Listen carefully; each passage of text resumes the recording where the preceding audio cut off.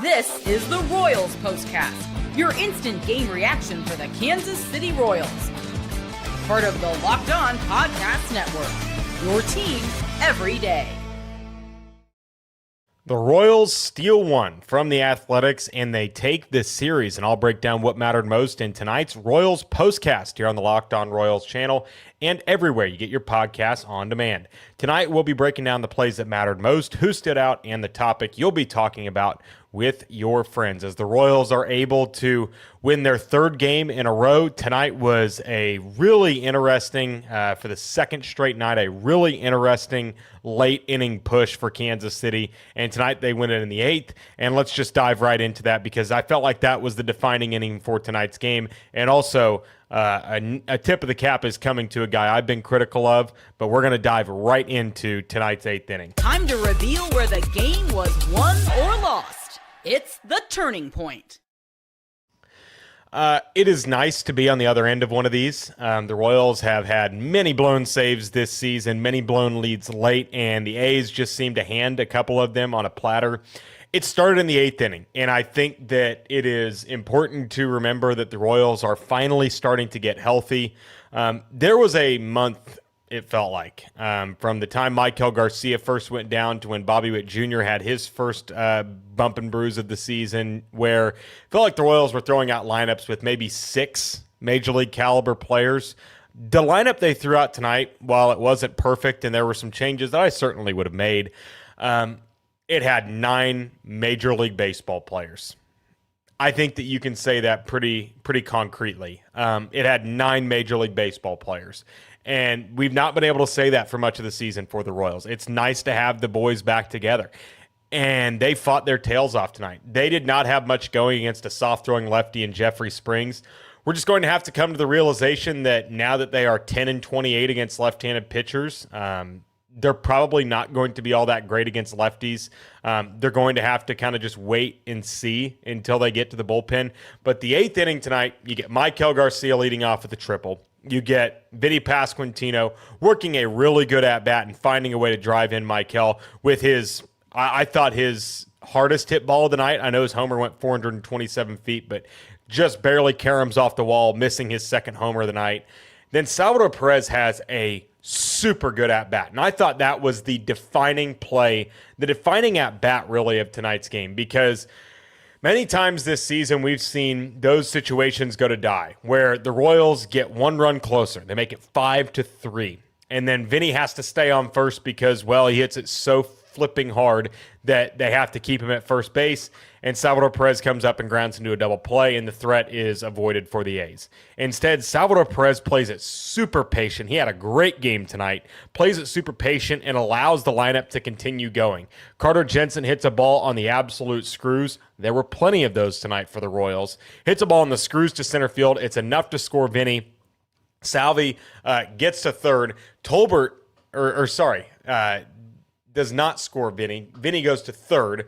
Then Tolbert comes up, and Tolbert works a really good at-bat. He didn't even need the umpire's assistance to work a really good at-bat. And then it was Kyle Isbell just doing what Kyle Isbell does, poking it through the left side. He had a really impressive showing tonight. I thought he had a couple of good at-bats. Not all of them went his way. Kyle Isbell is kind of He's hitting 229 this year with a 611 OPS. I hate to say I told you so, but he is not a great hitter, and he's going to be a fairly pedestrian hitter for the majority of his career. But he's able to get a seeing eye single through the left side, and they have to hold Salvi at third base because Salvi is not all that fast. And so what happens next? You get to see Isaac Collins, who pinch hit, and I thought that it was really interesting that Collins was who you pinch hit in that spot, and I think it might be a little bit indicative of maybe Michael Massey getting a true day off. Maybe he really needed a day off with his injury history. But they stick with Collins there. They go to Collins first as the pinch hitter for Lofton. I didn't love pinch hitting for Lofton in the first place, but he's been scuffling recently. Collins is able to slap one to center field, tie the game. Then it's John Rave because they walk Bobby Witt Jr., and John Rave has to come up because Jack Caglione left with an injury. And John Rave has not been great this season. There was a lot of people that when I said that it was a super smart move for Mac Quachero to flip it and go with Tolbert hitting yesterday and Rave running, Everybody said, well, that's the easiest decision possible. Rave sucks the plate. Well, John Rave delivered the biggest hit of the day for the Royals, you could argue. I mean, he delivered a pretty important hit of the day. And he delivers it in a pitch served up middle, lefty. Rave has not been good at all this season against lefties, and he gives the Royals the lead. And the Royals would go on to win 9-7. And that 8th inning, this is a team that has depth in the lineup now. And it's a team going into next year that I believe will have depth in the lineup. They still need a piece or two. I don't think that Kyle Isbell can be relied on as an everyday outfielder. I think they still need pieces, and I wouldn't be shocked if it's a couple of familiar faces.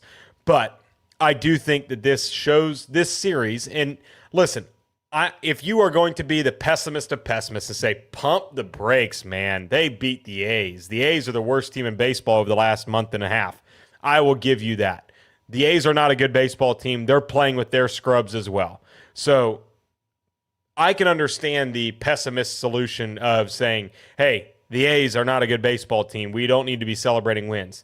Guys, the Royals have 54 of them. We have had 54 opportunities to celebrate wins this year.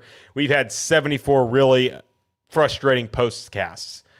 I'm going to be as excited as I can for these wins because at the end of the day, they haven't come around very often for the Royals. And I think that when they have as much juice and energy as they did tonight, it's worth celebrating. And when we come back, there's one guy that I've been super critical of throughout probably the entirety of this postcast because he hasn't hit all that well since starting this postcast, but he had a great game tonight and shows the value he could bring if he ends the season on a heater. We'll dive into the Pasquatch when we come back here on the Royals postcast. A special thank you to our friends at Amazon for this limited break. This back-to-school season, spend less on your kids with Amazon. We all know how crazy the back-to-school shopping experience can be. It starts with a few items on the list, and then suddenly you're shopping for supplies, clothes, lunch gear, tech, and about 10 other things you didn't see coming. It adds up fast.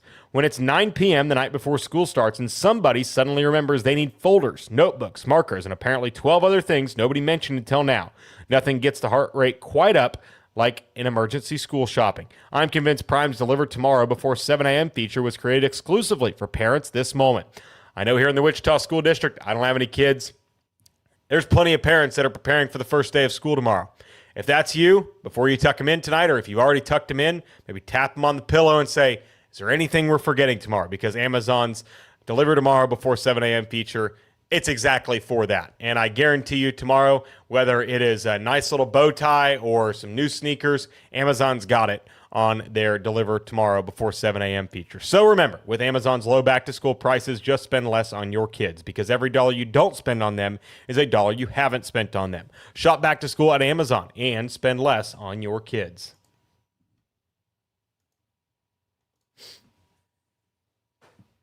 Vinnie Pasquantino. I have not been a huge fan of him this season. I think that he has been one of the scapegoats for this season, and I will certainly hear you out if that's the direction you want to go with it. But in a lower pressure spot in the lineup, I think he can be a really valuable player for the Royals, and I'll break that down when we come back. This is the Locked On Player of the Game.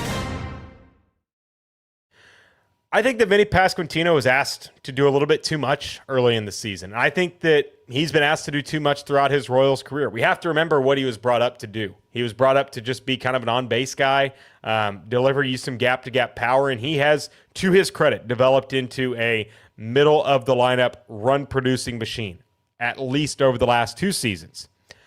And this year has been a disaster for him. And I think a lot of it has to come off of the heels of what was probably the most improbable WBC run we've seen this decade, while also having to deal with the pressure of a rising star, certainly jockeying for some position. They played the same position coming up from the minor leagues, and you had to move Jack Caglione to the outfield because you said, we've got Vinnie Pasquantino. And Vinnie got off to a bad start for the 3rd straight season, and there were a lot of people that were upset with him, and I was certainly one of them. I was banging the door that he cannot be your 3-hole hitter if you want to be a serious team, and I think that he might have been playing hurt a little bit. I think that the bat speed has ticked up a little bit. I think that the approach has certainly changed. I think he has been more patient since dropping down from 3 to 5 in the lineup. But I do think it is important to kind of take him for what he is. He is not going to be, and I don't think he ever will be, a 3-hole hitter or a cleanup hitter. I don't think he's got that in him for a winning baseball team. He was that in 2024. He was that at times last season for the Royals. But Vinnie Pasquantino has been in about the 16 to 12 range. When you look at first baseman by WRC plus and WAR, you can find another first baseman that hits well. There are only 4 teams in Major League Baseball this year that have a below average WRC plus from their first baseman. First basemen are hitters first, and then you just kind of hope that they know how to play first base. So for Vinny, he has to be a bat first guy. And if he's going to stick at first base, I am of the opinion that I would encourage Salvador Perez to call it a career after this season. And so you don't have to move Jack Caglione to the outfield. You can put him at first and Vinny at DH or vice versa, but that's on Salvador Perez and the management to decide. But for Vinnie Pasquantino, he has been solid since coming back from the injured list. I thought he's had some really good swings. The bat speed is back. I'd like to see him go the other way a little bit more, but it feels like this is kind of the Vinny we were promised early in the season. I don't have the numbers right off the top of my head or written down anywhere what he's done since the calendar turned to May, but he's been a solid bat. I don't think that he's ever going to reclaim what he was over the last couple of seasons, but I think he's a perfectly fine league average first baseman. I think that's what Vinnie Pasquantino is going to be, and they need to make sure that is what they ask of him. They need to make sure that they ask him to be a league average first baseman. You cannot ask him to go into next season and be your run-producing 3-hole hitter. That's Jack Caglione now, and I think Jack Caglione can be that guy if he can stay healthy. But for Vinny, the issue is mostly the fact that he has really struggled with runners on base this year. And he was in a situation with runners on base a ton early in the season. It took 32 games for Bobby Witt Jr. to score his second run of the season. Vinnie Pasquantino needs to be in lower leverage spots in the lineup because at the end of the day, he's a very average first baseman.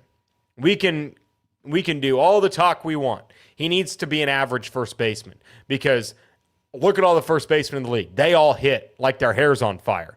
Pete Alonso, Nick Kurtz when he was up with the A's, Matt Olson, what the Dodgers have going with Freddie Freeman. You look across the league, Wilson Contreras, Ben Wright. You look across the league, every first baseman for every single team except for 3 have a league average or better WRC plus from their first baseman.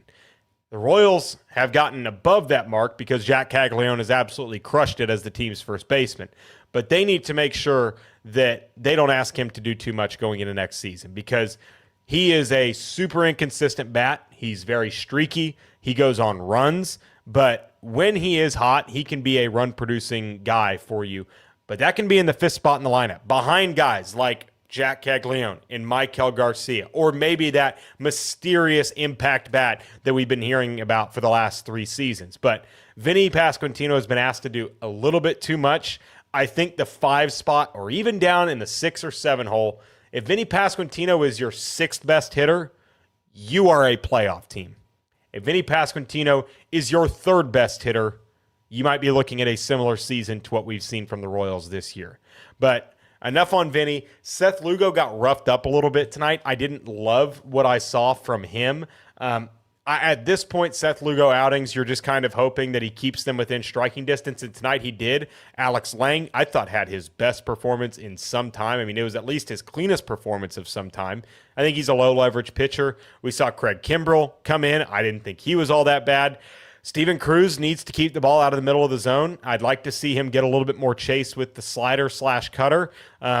He's got to stay out of the middle of the plate. I mean, he has given up a ton of home runs this season. I'm saying a ton. I don't know off the top of my head how many he's given up, but it feels like whenever he comes in and it's kind of like what we saw with Alex Lang, where Yeah, he's given up a run or two, or he's given up a base runner or two, but hey, he's still getting the save. When you fly that close to the sun, you're bound to get sunburnt.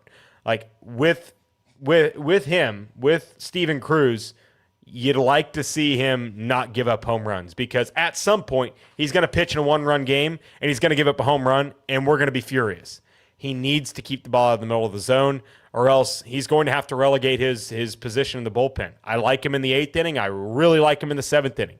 But as a 9th inning guy, you cannot be giving up home runs left and right every other outing, it feels like. He has to be better. He has to get more chase, because if his stuff is in the zone, it's going to get hit, because his fastball is pretty flat. It's good. It's hard, but it's pretty flat.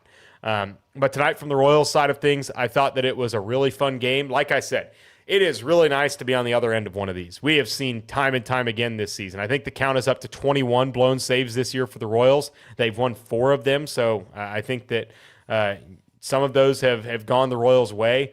But it's nice to be on the other side of one of these. It's important to remember that the Royals aren't the only fan base that is suffering. They aren't the only fan base that has to deal with this kind of stuff. Every other team in baseball blows leads. And it was nice to be on the giving end instead of the receiving end. But a really fun game tonight for the Royals. We will be back tomorrow to wrap up a 4-game set and hopefully a 4-game sweep as the Royals wrap up their series tomorrow. It is a 1:10 first pitch for the Royals and the Athletics, and we'll be giving you live reaction tomorrow here on the Royals Postcast on the Locked On Royals channel.